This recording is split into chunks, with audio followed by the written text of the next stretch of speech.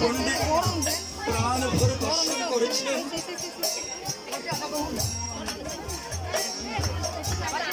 আমার গদাধর পণ্ডিত প্রাণ ভরে নয়ন ভরে নিতাই গৌরকে সীতানাথকে দর্শন করেছেন। এই গদাধর পণ্ডিত রাধারানী সাক্ষাৎ রাধা কৃষ্ণ মিলিত তনু আমার গৌর সুন্দর। তাহলে আমার গদাধর পণ্ডিত আবার রাধারানী কেমন ভাবে হলো? কেমন ভাবে হলো?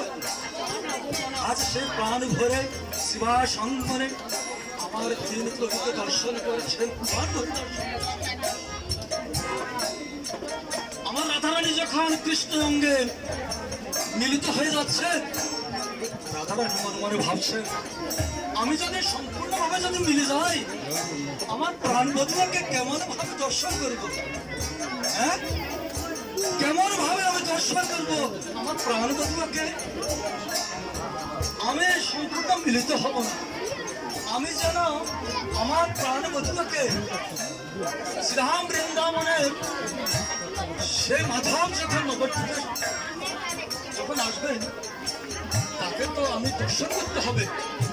তাই তিনি আমার রাধারানী আমার মহাপ্রভুকে দর্শন করার জন্য একটি অংশ গদাধর পণ্ডিত রূপে রয়ে গেলেন।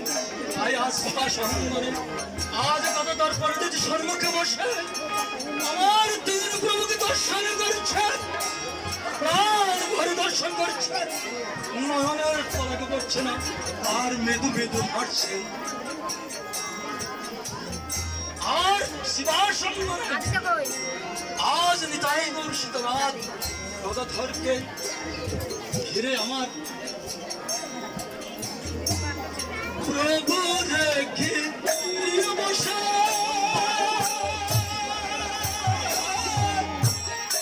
যত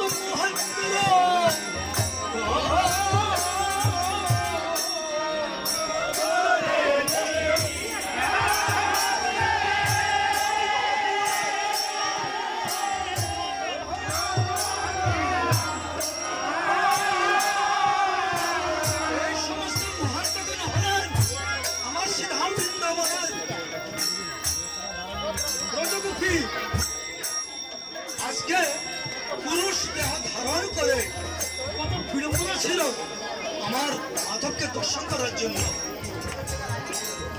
কত ঘাত প্রতিকূলতা ছিল।